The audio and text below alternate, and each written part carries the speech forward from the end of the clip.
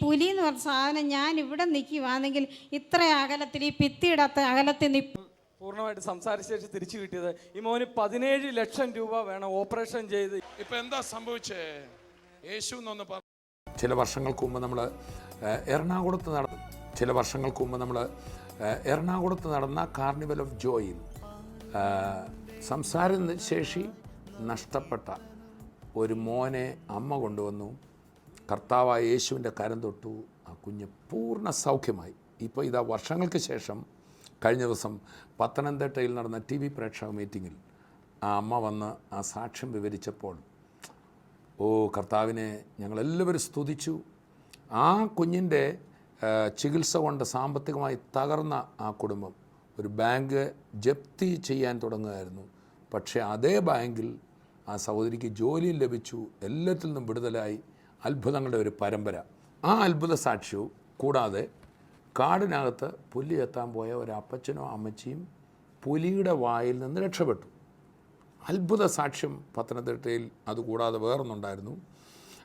ഒരു സഹോദരി ഒരു ശാരീരികമായൊരു പ്രശ്നത്താൽ റാ പോലെ വളഞ്ഞായിരുന്നു.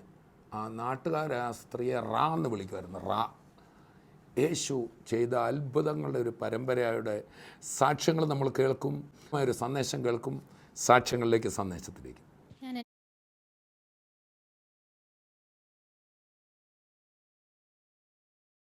യേശു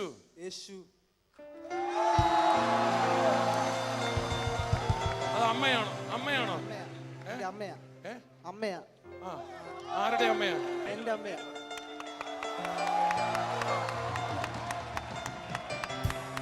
എന്റെ രക്ഷക, എന്റെ ദൈവമേ,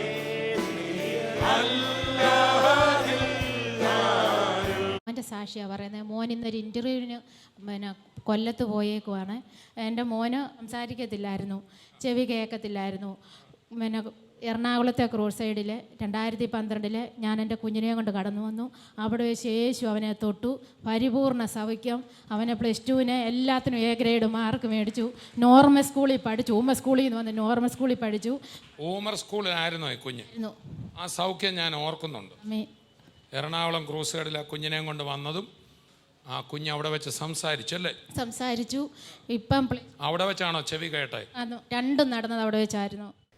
ഈ മോന ഊമർ സ്കൂളിൽ പഠിച്ചു. ഇപ്പം പൂർണ്ണമായിട്ട് സംസാരശേഷി തിരിച്ചു കിട്ടിയത്. ഈ മോന് 17 ലക്ഷം രൂപ വേണം ഓപ്പറേഷൻ ചെയ്ത് ഈ സംസാരശേഷിയും കേൾവിശക്തിയും തിരിച്ചു കിട്ടാനായിട്ട്. ഓപ്പറേഷൻ ചെയ്യണമെങ്കിൽ 17 ലക്ഷം രൂപ വേണമെന്നാണ് ഡോക്ടർമാർ പറഞ്ഞത്. പക്ഷേ കുഞ്ഞിന് പൂർണ്ണ സൗഖ്യം കർത്താവ് കൊടുത്തു.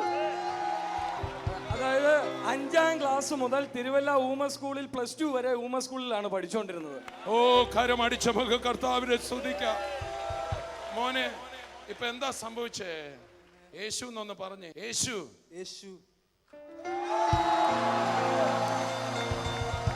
അത് അമ്മയാണോ? അമ്മയാണോ? അമ്മയാ. ആരുടെ അമ്മയാ? എന്റെ അമ്മയാ.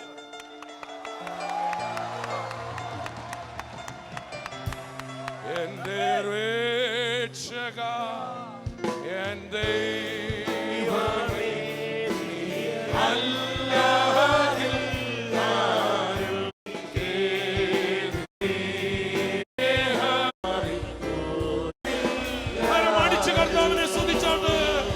മോൻ്റെ സാക്ഷിയാണ് പറയുന്നത്. മോൻ ഇന്നൊരു ഇൻ്റർവ്യൂവിന് കൊല്ലത്ത് പോയേക്കുവാണ്. എൻ്റെ മോന് സംസാരിക്കത്തില്ലായിരുന്നു, ചെവി കേൾക്കത്തില്ലായിരുന്നു. എറണാകുളത്തെ ക്രോസ് സൈഡിൽ 2012 ഞാൻ എൻ്റെ കുഞ്ഞിനെ കൊണ്ട് കടന്നു വന്നു. അവിടെ വെച്ച് യേശു അവനെ തൊട്ടു. പരിപൂർണ്ണ സൗഖ്യം. അവനെ +2 എല്ലാത്തിനും A ഗ്രേഡ് മാർക്ക് മേടിച്ചു. നോർമൽ സ്കൂളിൽ പഠിച്ചു. ഊമർ സ്കൂളിൽ നിന്ന് വന്ന് നോർമൽ സ്കൂളിൽ പഠിച്ചു. ഊമർ സ്കൂളിലായിരുന്നോ ഈ കുഞ്ഞ്? ആ സൗഖ്യം ഞാൻ ഓർക്കുന്നുണ്ട്. എറണാകുളം ക്രൂസ് സൈഡിൽ ആ കുഞ്ഞിനെയും കൊണ്ട് വന്നതും ആ കുഞ്ഞ് അവിടെ വെച്ച് സംസാരിച്ചല്ലേ? സംസാരിച്ചു. ഇപ്പം അവിടെ വെച്ചാണോ ചെവി കേട്ടെ? രണ്ടും നടന്നത് അവിടെ വെച്ചായിരുന്നു. ഈ മോന ഊമർ സ്കൂളിൽ പഠിച്ചു. ഇപ്പം പൂർണ്ണമായിട്ട് സംസാരശേഷി തിരിച്ചു കിട്ടിയത്. ഈ മോന് 17 ലക്ഷം രൂപ വേണം ഓപ്പറേഷൻ ചെയ്ത് ഈ സംസാരശേഷിയും കേൾവിശക്തിയും തിരിച്ചു കിട്ടാനായിട്ട്. ഓപ്പറേഷൻ ചെയ്യണമെങ്കിൽ 17 ലക്ഷം രൂപ വേണമെന്നാണ് ഡോക്ടർമാർ പറഞ്ഞത്. പക്ഷേ കുഞ്ഞിന് പൂർണ്ണ സൗഖ്യം കർത്താവ് കൊടുത്തു. അതായത് 5ാം ക്ലാസ് മുതൽ തിരുവല്ല ഊമർ സ്കൂളിൽ +2 വരെ ഊമർ സ്കൂളിലാണ് പഠിച്ചുകൊണ്ടിരുന്നത്. കരമടിച്ച നമുക്ക് കർത്താവിനെ സ്തുതിക്കാം. മോനെ ഇപ്പൊ എന്താ സംഭവിച്ചേ? യേശു എന്നൊന്ന് പറഞ്ഞേ. യേശു. യേശു. അത് അമ്മയാണോ? അമ്മയാണോ? എൻ്റെ അമ്മയാ. അമ്മയാ. ആ, ആരുടെ അമ്മയാ? എൻ്റെ അമ്മയാ.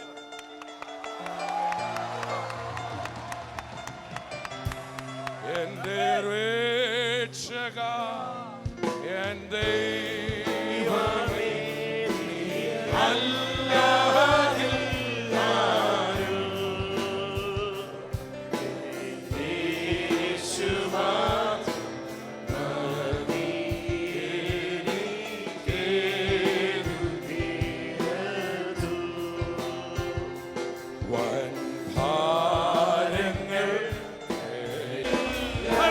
കർത്താവിനെ സ്തുതിച്ചോണ്ട്.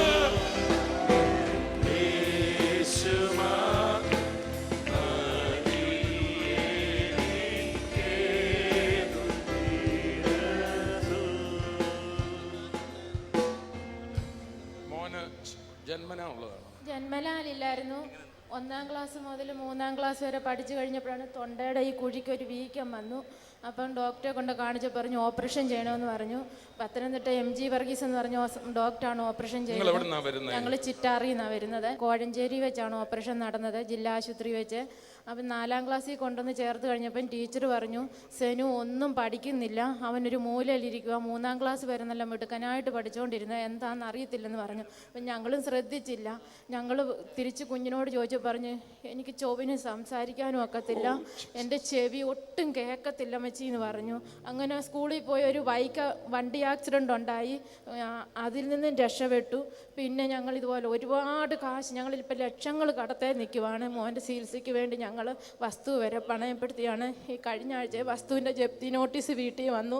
എനിക്ക് 2 മാസത്തെ അവധിയോടെ നീട്ടിത്തരണമെന്ന് ഞാൻ ബാങ്ക് മാനേജറുടെ കാല് പിടിച്ച് പറഞ്ഞു. അപ്പോൾ പറഞ്ഞു സെപ്റ്റംബർ മാസം 30-നകം അടച്ചു തീർക്കണമെന്ന് പറഞ്ഞു. അതിന് മുമ്പില്ല, അടച്ചു തീർത്തില്ലേ നിങ്ങളുടെ വീട് വന്ന് ജപ്തി ചെയ്യുമെന്ന് പറഞ്ഞു.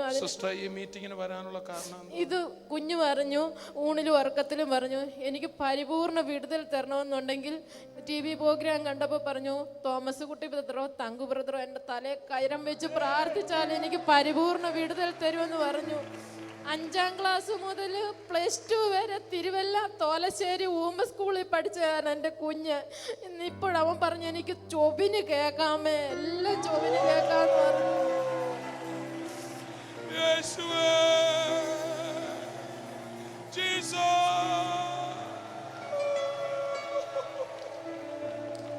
സിസ്റ്റർ, ഇപ്പൊ എന്തുവാ ആ മോനിൽ മാറ്റം സിസ്റ്റർ കാണുന്നേ?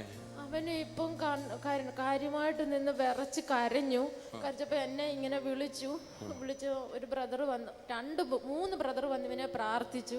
എന്നിട്ട് ലാസ്റ്റിൽ ഇവനങ്ങ് വിറയ്ക്കുമായിരുന്നു. ഏതാണ്ട് കുറ്റം ചെയ്ത പോലെ ഇവനെ അങ്ങ് കരയും. അന്നേരം ബ്രദർ പറഞ്ഞു, മോൻ പേടിക്കണ്ട, ഇവനെ നെഞ്ചെല്ലാം കിടന്നങ്ങ് ഇടിക്കുക, മോൻ പേടിക്കണ്ട, ധൈര്യമായിട്ടിരി, യേശു നിന്നെ തൊട്ടു എന്ന് പറഞ്ഞു. അന്നേരം ഇവൻ എന്നോട് പറഞ്ഞു, യേശു എന്നെ തൊട്ടു, ഞാൻ കണ്ടു, ഒരു പ്രകാശം വന്ന് എൻ്റെ മേലടിച്ചു. അമ്മ ഇത് പറയണം. വന്നു, പ്രകാശം വന്നു, യേശു വന്നു, എൻ്റെ ചെവിക്ക് കേൾവ് തന്നു, സംസാരം കിട്ടി. എല്ലാ കൈകൾ നീട്ടി മോന് വേണ്ടി പ്രാർത്ഥിച്ചു. കർത്താവേ, യേശുവിന്റെ നാമത്തിൽ ഞങ്ങൾ പ്രാർത്ഥിക്കുന്നു. നീ കൊടുത്ത സൗഖ്യത്തിനായി സ്തോത്രം. Thank you Jesus for stretching your hand to heal. ഞങ്ങൾ വേദപുസ്തകത്തിൽ വായിക്കുന്നു, തൽക്ഷണം ആ യുവാവ് സംസാരിക്കാനും കേൾക്കാനും തുടങ്ങി. യേശുവേ, അതേ അത്ഭുതം നിന്റെ മകന്റെ ജീവിതത്തിൽ ഇന്ന് ചെയ്തതിനായി സ്തോത്രം. തൽക്ഷണം കേൾക്കാനും സംസാരിക്കാൻ കൊടുത്തതിനായി സ്തുതിക്കുന്നു. Father, we pray that you will stretch your hand and release him for the ministry as an effective witness for the kingdom in the name of Jesus. യേശുക്രിസ്തുവിന്റെ രാജ്യത്തിൽ ഒരു ഫലപ്രദനായ സുവിശേഷകനായി രാജ്യമെങ്ങും ഈ അധരങ്ങൾ കൊണ്ട് പ്രസംഗിക്കുവാൻ ശുശ്രൂഷയ്ക്കായി ഈ മകനെ ഞങ്ങൾ വേർതിരിച്ചിരിക്കും. മിടുക്കനായിട്ട് അവൻ പഠിച്ചു. ഞങ്ങൾക്ക് അന്ന് ഞങ്ങൾ അവിടെ കരഞ്ഞു വിളി. ഞങ്ങൾക്ക് ഒത്തിരി, ഞങ്ങൾ ഇന്ന് ജീവിച്ചിരിക്കേണ്ടേ അല്ല. ഈ മോന് വേണ്ടി ഞങ്ങൾ ഒരുപാട്, ഞങ്ങളുടെ സാമ്പത്തികം മൊത്തം പോയി. ഞങ്ങളുടെ കിടക്കുന്ന സ്ഥലം എല്ലാം ജപ്തിയുടെ വക്കിലായിരുന്നു. അവിടെ വെച്ച് പ്രാർത്ഥിച്ചു. അന്ന് സുട്ടതറും തങ്കുബ്രദറും കരവരുത്തി ഇവരുടെ സാമ്പത്തികത്തിന് വേണ്ടി പ്രാർത്ഥിക്കാൻ പറഞ്ഞു. അത് കഴിഞ്ഞ് 1 മാസം കഴിഞ്ഞപ്പം ബാങ്കിൽ നിന്ന് എല്ലാവരും വീട്ടിൽ ജപ്തി നോട്ടീസ് വന്നു. ഞങ്ങളുടെ വീട്ടിൽ വന്നില്ല. അപ്പം ഞാൻ കുടുംബശ്രീയിൽ നിന്ന് 10,000 രൂപ ലോൺ എടുത്തുകൊണ്ട് പോയി. അതൊന്നും തികയത്തില്ലായിരുന്നു. സമാധാനം. അപ്പം എൻ്റെ മോനോട് പറഞ്ഞു, യേശുവിൻ്റെ നാമത്തിലമ്മ ഓരോ സ്റ്റെപ്പും വെച്ച് പ്രാർത്ഥിച്ചു പോകണമെന്ന് പറഞ്ഞു. ഈ മോൻ പറഞ്ഞു. ഞങ്ങളുടെ പപ്പ, എൻ്റെ ജീവിത പങ്കാളി ഭയങ്കര മദ്യപാനമായിരുന്നു. വീട്ടിൽ ഒരു സ്വസ്ഥതയും സമാധാനവും ഇല്ലായിരുന്നു. പക്ഷേങ്കിൽ ഞങ്ങളുടെ മോൻ്റെ ഈ വിടുതൽ കണ്ടു. അത് എങ്ങനെ അത് മാറിയെന്ന് തന്നെ അറിയത്തില്ല. അതോടെ ഭർത്താവിൻ്റെ മദ്യപാനം മാറി, പുകവലി മാറി, എല്ലാം മാറി. ആ ലോൺ ഞാൻ കൊണ്ടടയ്ക്കാൻ ചെന്ന് എൻ്റെ ലോൺ ബുക്കെല്ലാം കൊടുത്തപ്പോൾ പറഞ്ഞു, നിങ്ങളുടെ ലോൺ ഒത്തിരിയും വെട്ടിക്കുറച്ചു, 15,000 രൂപ അടച്ചാൽ മതിയെന്ന് പറഞ്ഞു. 10,000 രൂപ കൊണ്ടടച്ചു. ആ 10,000 രൂപ അടച്ചു വെച്ച് ഞാൻ പറഞ്ഞു, അടുത്ത ആഴ്ച ഞാൻ ബാക്കി 5,000 കൊണ്ടടയ്ക്കാമെന്ന് പറഞ്ഞു. ഉടനെ ഞാൻ ഇനി ഇറങ്ങിക്കഴിഞ്ഞപ്പം മാനേജർ പിയൂണെ വിളിച്ച് ആ മകളോട് ഇനി കയറി വരാൻ പറഞ്ഞു. പക്ഷേ ഞാൻ ആ വെട്ടിക്കുറച്ചെന്ന് പറഞ്ഞപ്പോഴേ ഞാൻ അവിടെ ആ ബാങ്കിൽ എൻ്റെ മുട്ട് മുടക്കി കര ഉയർത്തി യേശുവിന് നന്ദി പറഞ്ഞു. അപ്പോൾ എല്ലാവരും ഓർത്തു എനിക്ക് എന്തോ മാനസിക പ്രശ്നം ഉണ്ടായിരിക്കുന്നു. യേശുവിനെ വിളിക്കുമ്പോൾ മാനസിക പ്രശ്നമാണെന്ന് ചിലർക്കൊക്കെ തോന്നും, അത് സാധാരണയാണ്. അപ്പോൾ അത് കണ്ട ആ മാനേജർ പറഞ്ഞു, ആ സഹോദരി വിളിക്കാൻ പറഞ്ഞു. ഞാൻ കയറി ചെന്നപ്പോൾ എന്നോട് ചോദിച്ചു, ഈ സെൻട്രൽ ബാങ്കാണിത്, ഇവിടെ മോക്ക് കുറച്ച് ദിവസം ജോലിക്ക് നിൽക്കാവോ എന്ന് ചോദിച്ചു. ഞാൻ പറഞ്ഞു, എനിക്ക് വിദ്യാഭ്യാസമൊക്കെ കുറവാണ്, സാരമില്ല എന്ന് പറഞ്ഞു. ഞാൻ അവിടെ കുറേ നാൾ ജോലി ചെയ്തു. പക്ഷേങ്കിൽ എനിക്ക് ഭവനമില്ലായിരുന്നു. നല്ല ഒരു ഭവനം എൻ്റെ കർത്താവ് അവിടെ ജോലിക്ക് നിന്നു. പൈസ അടയ്ക്കേണ്ടിയും വന്നില്ല. എനിക്ക് സെൻട്രൽ ബാങ്കിലൊരു ജോലിയും കിട്ടി. ഞാൻ കുറച്ച് നാൾ ജോലി ചെയ്തു. എൻ്റെ 20 വയസ്സുള്ള മാനസിക പ്രശ്നമാണല്ലോ സ്വോത്രം പറയുന്നു. ആ ബാക്കി അടയ്ക്കേണ്ട പൈസ അടച്ചുമില്ല, അവിടെ ജോലി കൊടുത്തു, അവരുടെ കയ്യിൽ നിന്ന് പൈസ മേടിച്ച് പുള്ളിക്കാരത്ത് വേറെ കാര്യം കണ്ടു. ഈ യേശുവിൻ്റെ അത്ഭുതത്തിനായി ഒന്ന് കരമടിച്ചു കർത്താവിനെ സ്തുതിച്ചു. എൻ്റെ 20 വയസ്സുള്ള മോനാണ് ഇളയവന്. അവന് കർത്താവ് ദുബായി നല്ലൊരു ജോലി കൊടുത്തു. ഭവനമെന്ന് പറയാൻ ഒന്നും ഇല്ലായിരുന്നു, കാരണം എല്ലാം കമ്പിയിൽ ഈ ഓടൊക്കെ കെട്ടി വെച്ചേക്കുമായിരുന്നു. നിങ്ങളുടെ വീടിൻ്റെ ഓടൊക്കെ കമ്പിയെ കെട്ടി. ഞങ്ങൾ എന്നും പ്രാർത്ഥിക്കും, കർത്താവ് ഞങ്ങൾക്ക് വേണ്ടി ഒന്നും പ്രാർത്ഥിക്കും, കാരണം എൻ്റെ ആവശ്യങ്ങളെല്ലാം എൻ്റെ അപ്പനറിയാം. ഇത്രയും ചെയ്യാമെങ്കിൽ ഇനി എനിക്കൊരു ഭവനം തരും. ഞാൻ ഭവനത്തിന് ഇതുപോലെ കുറ്റി വെക്കാൻ നേരം മല്ലപ്പള്ളിയിൽ നിന്ന് റെജിബദറിനെ വിളിച്ചു. റെജിബദർ ഫോണിൽ കൂടെ പ്രാർത്ഥിച്ചു, ഞങ്ങൾ കുറ്റി വെച്ചു. അന്നേരം ഞങ്ങൾ പറഞ്ഞു, ബ്രദറെ വാർക്കണമെന്നൊന്നും ഇല്ല, ഷീറ്റിടണം, സാമ്പത്തികം ഇല്ല സഹോദര, ഇല്ല സഹോദരി, ഇത് മൊത്തം വാർത്ത, ഇത് മൊത്തം ടൈലിടുമെന്ന് പറഞ്ഞു. അതുപോലെ തന്നെ എൻ്റെ വീട് 4 മുറി റൂമിലെ വീട് വാർത്തു. 50 പേർക്ക് ഇരുന്ന് ആരാധിക്കുന്ന ഒരു ഹോളും പണിതു. കർത്താവ് മൊത്തത്തിൽ മൊത്തം ടൈലും ഇട്ടു. യേശു അത്ഭുതമായിട്ട് നല്ലൊരു ഭവനവും തന്നു. Praise the Lord. പണ്ട് കുഞ്ഞൻ നമ്പ്യാർ പറഞ്ഞ പോലെ എന്നെ പായസത്തിൻ്റെ കയ്പ് ഇഷ്ടമാണെന്ന് പറഞ്ഞ പോലെ ഈ സ്തോത്രത്തിൻ്റെ മാനസിക പ്രശ്നം എനിക്കും ഇഷ്ടപ്പെടുന്നുണ്ട്. അത് വന്നാൽ നല്ലതാണ്. സ്തോത്രം പറയുന്ന വീട് ടൈലിടും. നാട്ടുകാർ മട്ടാന്ന് പറഞ്ഞാലും കർത്താവിനെ സ്തുതിക്കുന്നവരുടെ മക്കൾ ഉയർത്തപ്പെടും. 1-2 പേരോട് അസൂയപ്പെട്ടിട്ട് ഒരു കാര്യമില്ല. കർത്താവ് അനുഗ്രഹിച്ചാൽ ഇങ്ങനെയാണ്. ഒന്ന് കരമടിച്ച് വായി തുറന്ന് കർത്താവിനെ സ്തുതിക്കാം. കഴിഞ്ഞ വർഷം എനിക്ക് 9 ആടുണ്ടായിരുന്നു. ഞാൻ വനത്തിൽ പോയി തീറ്റയ്ക്ക്. അപ്പം വനത്തിൽ പോയി തീറ്റ കൊണ്ടുവരണമെന്നുണ്ട് ഓട്ടോയ്ക്ക് കൊണ്ടുവരത്തുള്ളൂ. അങ്ങനെ ഞാൻ വനത്തിൽ പോയപ്പം വനത്തിൻ്റെ ഉൾവനത്തിൽ കയറിയപ്പം ഞാനും എൻ്റെ ഭർത്താവും കൂടെ കയറി ചെന്നപ്പം അവശിഷ്ട സാധനങ്ങൾ, ഈ പുലി തിന്ന അവശിഷ്ടങ്ങൾ അവിടെ കിടപ്പുണ്ടായിരുന്നു. ഞങ്ങളത് കണ്ടിട്ടാണ് ഉൾവനത്തിലോട്ട് കയറിപ്പോയത്. അപ്പം ഭർത്താവ് എന്നോട് പറഞ്ഞു, ഇവിടെ നിൽക്കണ്ട, ഭയങ്കര നാറ്റം, അതുകൊണ്ട് വനത്തിൽ പോകുന്നത് ആടിന് തീറ്റയ്ക്ക് പോയതാണ്. വേറെങ്ങും കണ്ടില്ല. അവിടെ ഉണക്ക സമയമായോണ്ട് ഇല്ല. അപ്പം അവിടെ നിന്ന് ഞങ്ങൾ ഈ അങ്ങ് ഉൾവനത്തിൽ കയറി. പുള്ളി എന്നാലും ഒരു കെട്ട് തീറ്റ അറുത്തിട്ട് എന്നോട് പറഞ്ഞ്, ബസ് റോഡുള്ള സ്ഥലത്ത് ഞാൻ ഒരു കെട്ട് കൊണ്ട് ഇട്ടിട്ട് നീ ഇവിടെ നിന്ന് തീറ്റ വീണ്ടും അറക്കെന്ന് പറഞ്ഞു. അപ്പം ഞാൻ പറഞ്ഞില്ല, എനിക്കിവിടെ നിൽക്കാൻ പേടിയാണ്, ഏതോ വല്ലാത്തൊരു പേടി പോലെ. ഞാൻ അവിടെ നിന്ന് പുള്ളിക്ക് ആ ഒരു കെട്ട് തീറ്റി പൊക്കി കൊടുത്തിട്ട് ഞാൻ കീഴ്പോട്ടിരുന്നിട്ട് എന്നെ ആരോ അവിടെ നിന്ന് തല്ലി നീക്കുന്ന പോലെ എനിക്ക് തോന്നുക. അപ്പോൾ ഈ പുലി എന്ന് പറഞ്ഞ സാധനം ഞാൻ ഇവിടെ നിൽക്കുവാണെങ്കിൽ ഇത്ര അകലത്തിൽ, ഈ ഭിത്തിയിടത്ത് അകലത്തിൽ നിൽപ്പുണ്ട്. പുലി തൊട്ടടുത്ത് നിൽപ്പുണ്ട്. അവിടെ നിന്ന് ഞാൻ എന്തോ ചെയ്തു, അപ്പം എന്നെ ആരോ തള്ളി നീക്കുന്ന പോലെ എനിക്ക് തോന്നുന്നു. ഞാൻ അവിടുന്ന് ഇത്രത്തോളം എന്നെ കാത്തു എന്നുള്ള പാട്ടും പാടിക്കൊണ്ട് ഞാൻ കീഴ്പോട്ട് ഇറങ്ങി വന്ന്. പുലി പാട്ടൊക്കെ കേട്ട് അവിടെ നിന്നു. ഇപ്പോഴേ ഞാൻ ഇങ്ങോട്ട് വന്ന എൻ്റെ പുറകെ ഇത് വന്ന് എന്നെ ഒരു കാട് ഉണ്ടായിരുന്നു. അപ്പോൾ അവിടെ വന്ന് ഈ കാട് അനങ്ങിയപ്പോൾ ഞാൻ ഓർത്തു ഇനി വല്ല പക്ഷികളോ വല്ലോ ആയിരിക്കാമെന്ന്. അവിടുന്ന് പിന്നെ ഞാൻ കീഴ്പോട്ടിറങ്ങി വന്ന് 3 സ്ഥലത്ത് ഈ പുലി എൻ്റെ കൂടെ വന്നു. അപ്പം ഭർത്താവ് തീറ്റി കൊണ്ടിട്ടേച്ച് എൻ്റെ അടുത്ത് വന്നിട്ട് പുള്ളി എന്നോട് പറഞ്ഞു അവിടെ നിൽക്കണ്ടെന്ന് പറഞ്ഞു. പുള്ളിയും പുലിയും 2 പേരാ. അല്ല, ഭർത്താവും 2 പേരും എന്നോട് പറഞ്ഞു അവിടെ നിൽക്കണ്ട, എളുപ്പം ഇറങ്ങി വരാൻ പറഞ്ഞു. എൻ്റെ ഭർത്താവ് എൻ്റെ അടുത്തോട്ട് വന്ന് ആ കാട്ടിൽ നിന്ന് ഇത്രയും കിളരമുള്ളൊരു മൃഗം ഞാൻ ആദ്യമായിട്ട് കാണുക. അപ്പം ഇത് പുലിയാ? പുലിയാ. ഇത്രയും കിളരമുണ്ട്. ഇത് എൻ്റെ ഭർത്താവിനെ കണ്ടപ്പോൾ തിരിഞ്ഞങ്ങോട്ട് മാറി നിന്നിട്ട് പിറ്റേ ദിവസം രാവിലെ എൻ്റെ ഭർത്താവ് ടാപ്പിങ്ങാണ്. പുള്ളി പോയി കഴിഞ്ഞ ഉടനെ എന്നോട് പറഞ്ഞു, എൻ്റെ കൂടെയുള്ളവർ പറഞ്ഞു വരണ്ട, ഇന്നലെ രാത്രി ഇവിടെ പുലി വന്നെന്ന്. ആ പുലി എൻ്റെ വീടിൻ്റെ പടിക്ക് വന്നപ്പോൾ ആ വനത്തിലുണ്ടായ ആ സ്മെല്ല് പോലെ എൻ്റെ വീടിൻ്റെ പടിക്കലുണ്ടായി. അപ്പം ഞങ്ങൾക്കൊരു ഭയം. ഞങ്ങൾ 2 പേരും തന്നെയുള്ളൂ. ഞങ്ങൾ 2 പേരും പറഞ്ഞു ഇത് ഇന്ന് വനത്തിൽ വെച്ചുണ്ടായ സ്മെല്ല് തന്നെയാണ് ഇവിടെ സംഭവിച്ചത്, ഇനി അത് തന്നെയാണോ? പിറ്റേ ദിവസം രാവിലെ അറിയുന്നു പുലി ഇന്നലെ ഇവിടെ വന്നിട്ടുണ്ടായിരുന്നെന്ന്.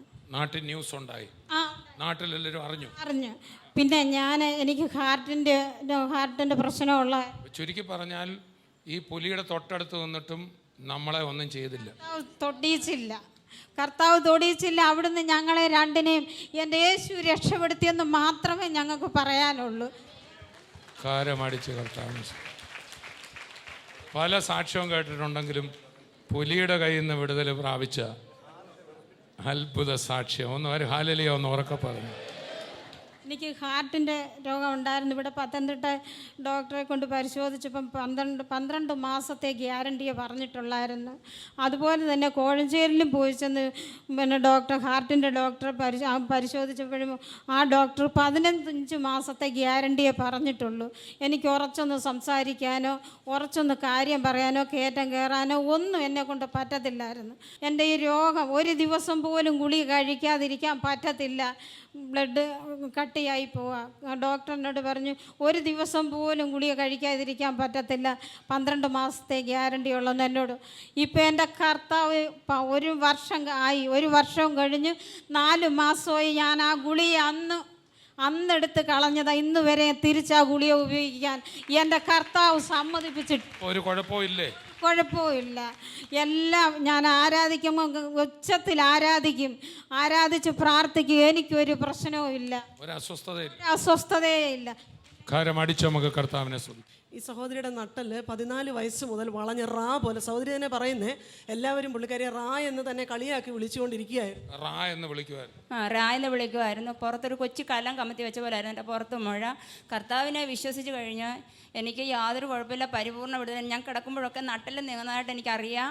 പിന്നെ ഞാനും എൻ്റെ എങ്ങനെയാ സൗഖ്യമായത്?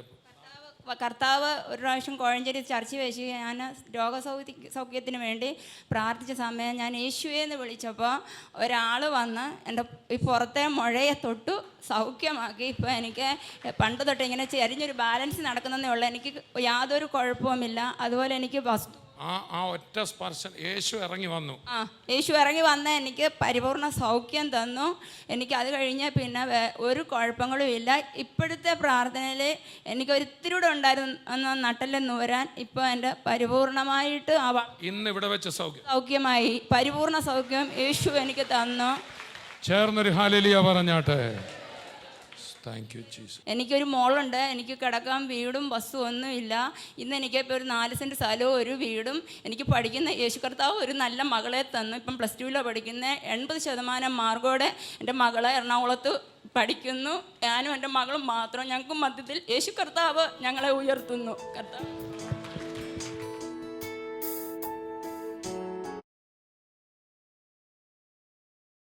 ഞാൻ എൻ്റെ മോൻ്റെ സാക്ഷിയാണ് പറയുന്നത്. മോൻ ഇന്നൊരു ഇൻ്റർവ്യൂവിന് കൊല്ലത്ത് പോയേക്കുവാണ്. എൻ്റെ മോന് സംസാരിക്കത്തില്ലായിരുന്നു, ചെവി കേൾക്കത്തില്ലായിരുന്നു. എറണാകുളത്തെ ക്രോസ് സൈഡിൽ 2012 ഞാൻ എൻ്റെ കുഞ്ഞിനെയും കൊണ്ട് കടന്നു വന്നു. അവിടെ വെച്ച് യേശു അവനെ തൊട്ടു. പരിപൂർണ്ണ സൗഖ്യം. അവനെ +2 എല്ലാത്തിനും A ഗ്രേഡ് മാർക്ക് മേടിച്ചു. നോർമൽ സ്കൂളിൽ പഠിച്ചു. ഊമർ സ്കൂളിൽ നിന്ന് വന്ന് നോർമൽ സ്കൂളിൽ പഠിച്ചു. ഊമർ സ്കൂളിലായിരുന്നു കുഞ്ഞ്. ആ സൗഖ്യം ഞാൻ ഓർക്കുന്നുണ്ട്. എറണാകുളം ക്രൂസൈഡിൽ ആ കുഞ്ഞിനെയും കൊണ്ട് വന്നതും ആ കുഞ്ഞ് അവിടെ വെച്ച് സംസാരിച്ചല്ലേ? സംസാരിച്ചു. ഇപ്പം അവിടെ വെച്ചാണോ ചെവി കേട്ടെ? രണ്ടും നടന്നത് അവിടെ വെച്ചായിരുന്നു. തോസുഡേറെ ഈ മോന ഊമ സ്കൂളിൽ പഠിച്ചു ഇപ്പം പൂർണ്ണമായിട്ട് സംസാരശേഷി തിരിച്ചു കിട്ടിയത്. ഈ മോന് 17 ലക്ഷം രൂപ വേണം ഓപ്പറേഷൻ ചെയ്ത് ഈ സംസാരശേഷിയും കേൾവിശക്തിയും തിരിച്ചു കിട്ടാനായിട്ട്. ഓപ്പറേഷൻ ചെയ്യണമെങ്കിൽ 17 ലക്ഷം രൂപ വേണമെന്നാണ് ഡോക്ടർമാർ പറഞ്ഞത്. പക്ഷേ കുഞ്ഞിന് പൂർണ്ണ സൗഖ്യം കർത്താവ് കൊടുത്തു. അതായത് 5ാം ക്ലാസ് മുതൽ തിരുവല്ല ഊമ സ്കൂളിൽ +2 വരെ ഊമ സ്കൂളിലാണ് പഠിച്ചുകൊണ്ടിരുന്നത്. ഓ, കരമടിച്ച നമുക്ക് കർത്താവിനെ സ്തുതിക്കാം. മോനെ, അവിടുന്ന് ഞാൻ എന്ത് ചെയ്തു, അപ്പം എന്നെ ആരോ തള്ളി നീക്കുന്ന പോലെ എനിക്ക് തോന്നുന്നു. ഞാൻ അവിടുന്ന് ഇത്രത്തോളം എന്നെ കാത്തു എന്നുള്ള പാട്ടും പാടിക്കൊണ്ട് ഞാൻ കീപ്പോട്ട് ഇറങ്ങി വന്ന് പുലി പാട്ടൊക്കെ കേട്ട് അവിടെ നിന്നു.